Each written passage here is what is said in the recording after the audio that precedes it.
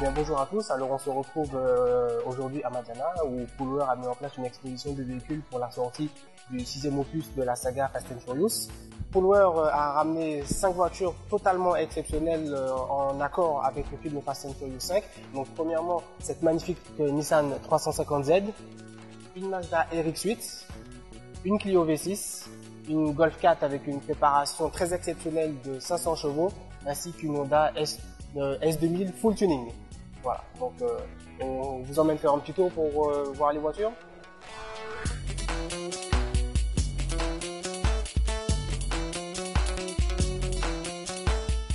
Alors on commence avec la Nissan 350Z, très connue avec son V6 3,5 litres de 280 chevaux.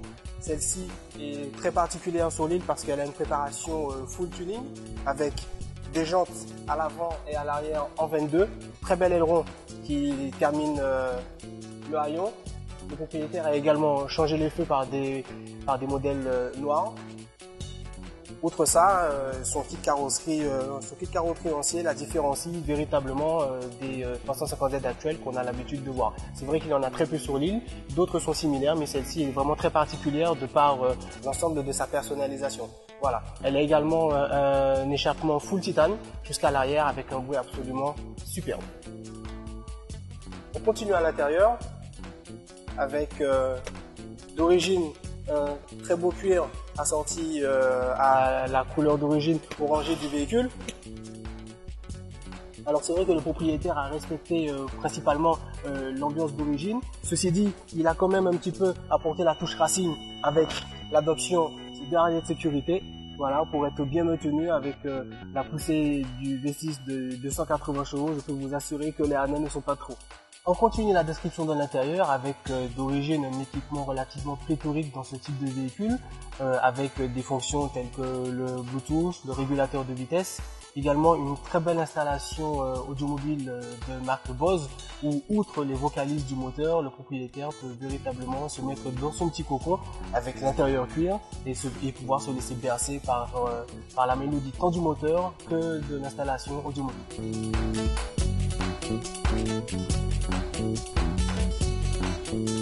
Second véhicule de notre groupe, la Mazda RX-8. Véhicule aussi très particulier, très représentatif, avec son modeste 1300 cm3, et oui, un 1300 cm3 pour une voiture de ce gabarit, mais développant la bagatelle de 231 chevaux. Les puristes sauront apprécier un petit peu le fonctionnement de ce moteur assez particulier, je me répète, du birotor rotatif de la Mazda, avec un couple réellement très particulier, je ne veux pas dire dantesque, mais qui procure d'excellentes sensations. Sur ce modèle-ci, ce modèle Poolware, le projet FF6, nous avons une personnalisation très poussée avec un kit carrosserie complet, des jantes Forgiato de 20 pouces, modèle spécial en 3 parties, sorti directement des États-Unis, et une très belle peinture, natée avec des reflets changeants, mais aurez-vous remarqué que ce n'est pas une peinture? Et oui, ce n'est pas une peinture, mais bien un full covering.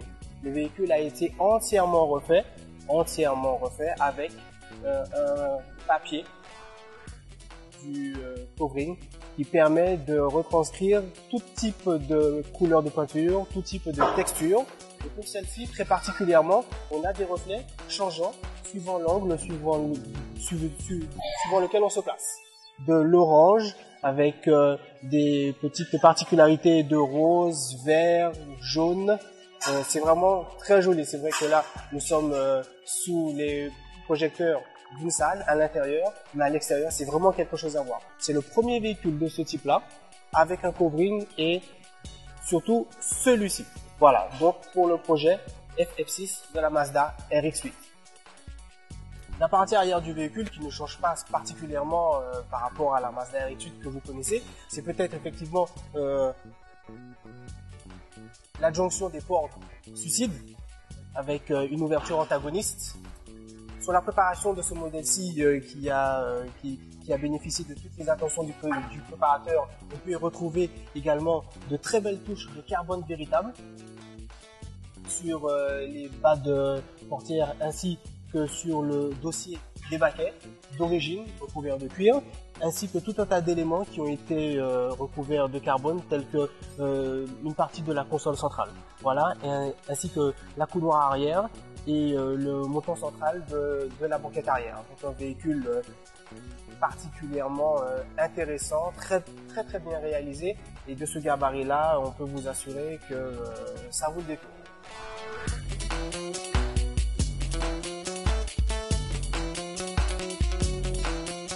Troisième véhicule, la Clio V6, modèle phare de la marque Renault en son temps lorsqu'ils l'ont produite, lorsqu'ils l'ont sorti sur le marché. Ce modèle-ci est une phase 2, modèle effectivement qui a été longtemps décrié pour une mauvaise puissance au sol, mauvais châssis selon les journalistes essayeurs qui ont eu le plaisir d'y poser leur séant, mais pour celle-ci, après modification, on se retrouve avec un véhicule vraiment qui tient la route, qui est très exceptionnel, avec son V6 de 255 chevaux.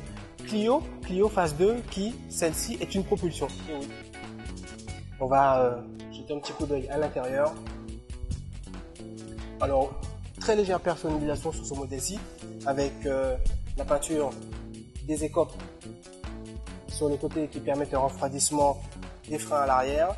Qui sont les jantes ont également été personnalisées en blanc pour le petit rappel de couleur. Et puis l'intérieur de la Clio V6, c'est vrai que c'est un peu un mastodonte en largeur, mais c'est vrai que ça ne change pas non plus d'un intérieur classique anciennement présent sur les Clio Sport qui étaient sortis auparavant. Mais ceci dit, le propriétaire a quand même tenu à préserver l'esprit de la Clio V6 en son temps. Après la description de ce modèle au niveau de l'extérieur et également de l'intérieur, on passe à l'arrière. Et oui, à l'arrière où se trouve le bijou, le moteur V6 préparé par les ingénieurs de Renault Sport dans son écrin. V6 de 255 chevaux, peut vous assurer qu'une fois démarré, ça dépote. Le seul inconvénient, effectivement, c'est qu'il faut avoir une bonne climatisation parce qu'avec un moteur de 255 chevaux qui vous gronde dans les oreilles à l'arrière, sans quasiment aucune protection thermique pour les deux passagers, ça chauffe.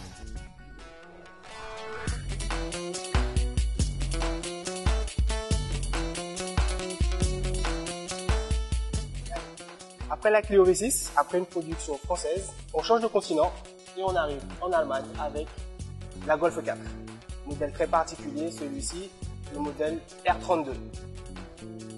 Quatrième voiture du groupe, sobrement préparée, avec quand même une particularité que les puristes apprécieront, les jantes BBS, avec les disques percés rainurés. Golf 4 R32, un V6 également de plus de 200 chevaux. Et celle-ci a été préparée en Allemagne, par un mécanicien connu. Cependant, il est à noter qu'elle bénéficie également d'une préparation beaucoup plus poussée qui a été réalisée, et il faut le signaler, localement. Mais avant ça, on passe à l'intérieur. L'habitacle d'une Golf 4 R32 se différencie principalement par de très beaux baquets avec le sigle R. Tout ceci reste quand même très sobre, hein. C'est une qualité allemande, c'est noir, c'est carré, c'est très bien fait, mais ça manque peut-être pour certains un petit peu de fioriture. Mais en tout cas, ce n'est pas le credo de ce véhicule-là où les grosses surprises se trouvent sous le moteur. Après la présentation extérieure du véhicule ainsi que l'intérieur, on continue, mais cette fois-ci avec la surprise dont je vous avais parlé, qui se trouve sous le capot moteur. La préparation extérieure est très sobre, comme je vous l'avais signalé, mais tout se passe ici. Et la grosse surprise, c'est le moteur de cette Golf R32. Préparé initialement outre-Atlantique, en Allemagne, le propriétaire, après l'avoir réceptionné sur l'île, a fait toutes les modifications lui-même.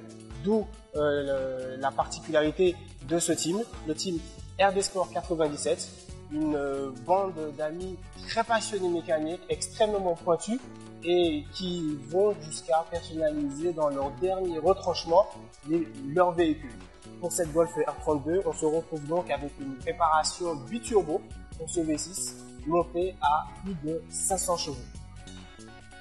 On continue la visite ?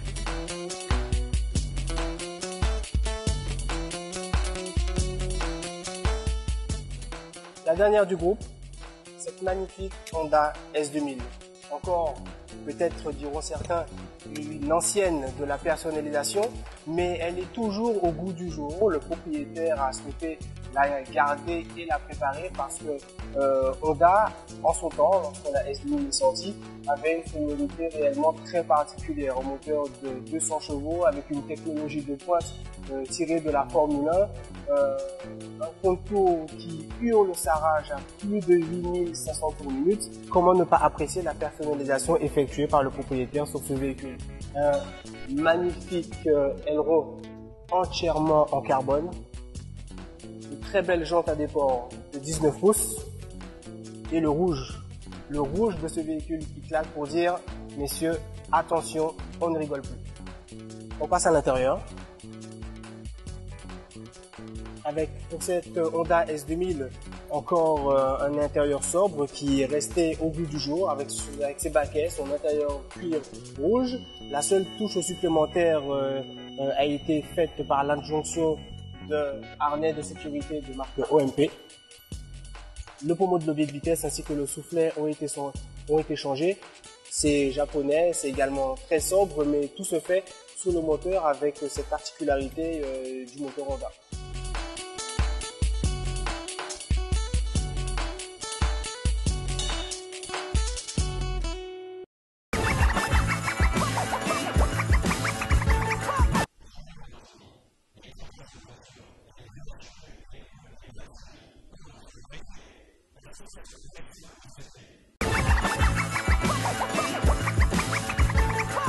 Donc, je suis Sandrine Francisco, je suis la déléguée générale de l'association Entreprises Environnement, association qui existe depuis 1994 et dont les adhérents sont des chefs d'entreprise martiniquais.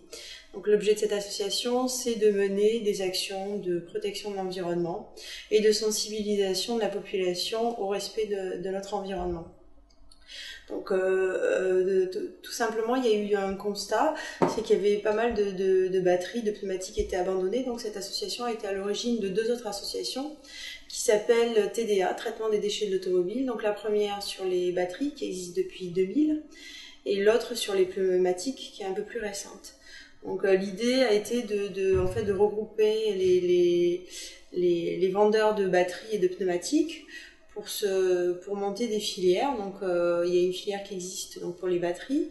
Donc les points de collecte sont équipés pour récupérer les batteries. Donc il y a une obligation, il faut savoir que à partir du moment où on achète une batterie, on a le droit de la ramener de là où on l'a achetée. Et c'est la même chose pour les pneumatiques. Donc c'est une achetée, un repris. Donc en fait, le message, c'est vous achetez une batterie ou un pneumatique, vous le ramenez là où vous l'avez acheté, ils ont l'obligation de le reprendre. Et donc nous, on équipe ces points de collecte-là, qui ont l'obligation de les reprendre pour que derrière, ça aille dans des filières de traitement réglementaires. Il doit y avoir à peu près 80 points de collecte sur les batteries et un peu moins, une quarantaine sur les pneumatiques. Voilà, on est quasiment à 100% du gisement. Donc l'association Entreprises Environnement aussi s'attache à protéger et à sensibiliser, notamment parce qu'on avait constaté qu'il y avait pas mal d'abandon de déchets et d'automobilistes un peu pas très responsables qui jetaient par les fenêtres. Donc en fait depuis l'origine on mène des actions de sensibilisation avec l'affiche Font voilà, laissons respirer la Martinique. Il y a eu également les campagnes Pays-nous c'est pas en pas cochon et donc ça nous a amené à mener des opérations de nettoyage de sites remarquables, donc les opérations Pays propre que nous menons depuis 3-4 ans. Donc nous essayons d'en réaliser 2 par an. En fait on invite, au départ c'était les chefs d'entreprise et puis le grand public à nous accompagner pour mener des opérations de nettoyage. Et donc on a également créé cette année un site qui s'appelle Arrêtez ça, un site participatif pour dénoncer les atteintes à l'environnement. Arrêtez ça, c'est un site internet et des réseaux sociaux qui permettent de dénoncer les décharges sauvages de Martinique. Donc en fait, c'est pour les particuliers. Les particuliers, quand ils croisent une décharge sauvage en Martinique, la prennent en photo et postent ensuite la photo sur le site internet et la géolocalisent. Donc ça permet aux collectivités après, ensuite de pouvoir nettoyer ces décharges sauvages, mais aussi de dénoncer toutes les atteintes à l'environnement qui sont faites en Martinique. Donc voilà, là en fait le site internet a à peu près 120 chasseurs, il y a déjà 500, presque 600 décharges référencées et ça va nous permettre aussi d'organiser nos opérations pays propres. Donc la prochaine aura lieu vers mi-septembre, on vous invite tous à nous rejoindre. Si vous voulez plus d'informations, vous pouvez aller sur notre site internet, soit Entreprise Environnement, soit Arrêtez ça. Sur le site internet, il y a le top 5 des endroits salis. Donc régulièrement, on envoie aux mairies les photos des décharges sauvages de leur ville.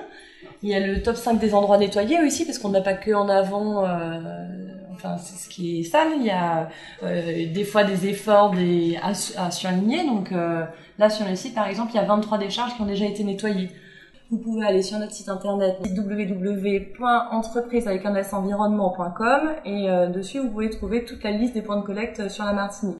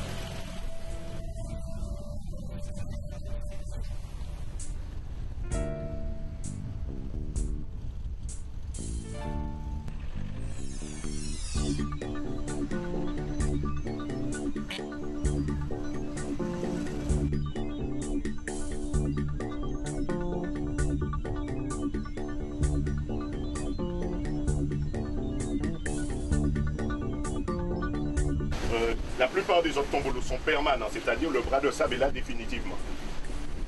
Et il y a même parfois sur certains tombolos des logements, des maisons. Par contre, une des originalités de ce tombolo, c'est qu'il apparaît au mois de, non, généralement fin d'année, puisque c'est à partir de cette île qu'est née la ville de Sainte-Marie. La première construction, d'ailleurs le premier élément qui a été installé, c'est une croix lorsque les colons sont arrivés en 1658 pour marquer leur présence après la disparition des Amérindiens.